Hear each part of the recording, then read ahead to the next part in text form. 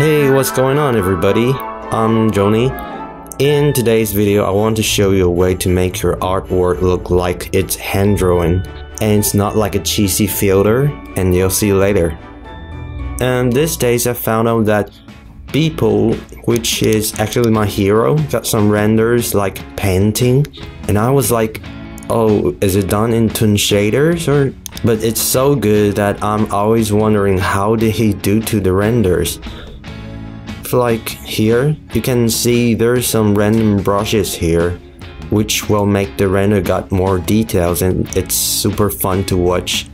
Lately, a friend of mine, Vincent, just told me that he saw people making that effect in a live streaming or event. I don't really know. But here's the answer. It's Topaz Studio. You can download it from their website. They'll give you a 3 days trial, but I just bought it because it only takes you like $99, which is around 3,000 Taiwanese dollars. Okay, when you open up this program, the way it works, it's super simple as always. Just drag and drop your render, and it's just like Photoshop, you know, layered, but I think it's better and faster and easier. So let's jump to the hand-drawn effect first, that everyone wants to know how to do that. Just click the look here, and there are plenty of choices as you can see. You can also search for style or something here. For like I actually made a look which is called LV804, but I just make a tiny adjustment from their preset and then save it as my look. And when you click this one, you can see the effect in preview, and it's really amazing and super fast, right? Because it's GPU based. People will understand that what I'm talking about fast. If you use some effect in Photoshop or Filter Forge before, the render time just took forever, right? So after you look around this bunch of stuffs, and if you made a choice, just click the apply here, and you can see the look is applied in the layered here. And what's more, it's not only a filter, but it also got something you can adjust. For like this one, impression, I have a really good time to playing with these features.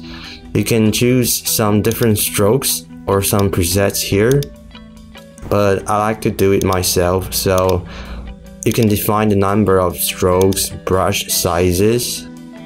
Just watch what I'm doing, it's really fun.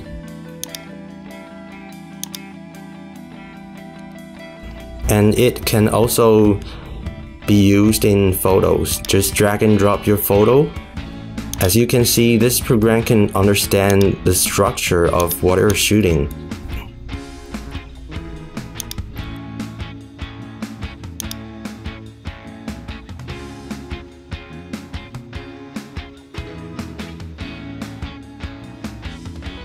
And it can also be used in typography. I'll give you another example like this one. After I add the look, just see how easily you can make it really detailed or some grunge effect, I guess, without destroying your text. And there's also a lot of features here, but it's just in smarter and easier Photoshop. It also has an AI remix here. You can blend into images in a really cool way, but I don't really know how to use that. So basically, I think that's all. It's really sad that it doesn't support keyframe or the image sequence rendering now, but I believe there will be. And I'll see you guys in another video. Bye!